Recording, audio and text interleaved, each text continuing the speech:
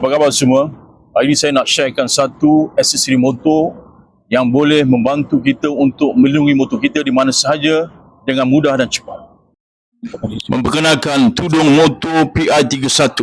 Direka dengan saiz yang kecil agar mudah digunakan di mana sahaja. Kelebihan utama tudung motor ini saiznya sangat kecil, jadi sangat mudah untuk digunakan. Hanya perlu letakkan macam ni dan sangkutkan di bahagian hadapan.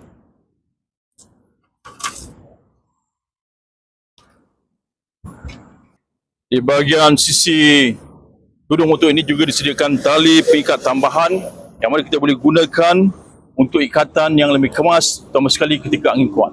Untuk perlindungan yang lebih optimum, kita boleh padankan tudung motor ini dengan penutup seat motor PI31.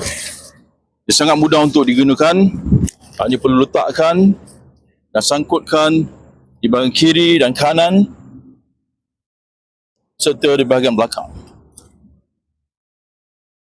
Tudung motor dan penutup seat motor ini sangat mudah untuk digunakan, maka ia sangat sesuai untuk kita gunakan produk ini di tempat kerja, di parking-parking umum atau di mana saja. Walaupun produk ini tidak menutupi keseluruhan motor, tetapi ia cukup untuk melindungi bahagian-bahagian penting pada motosikal anda.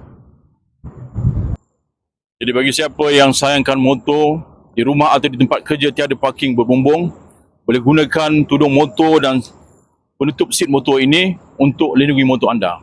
Jadi siapa yang berminat dengan produk ini, boleh hubungi saya atau layari laman web simodmotor.com.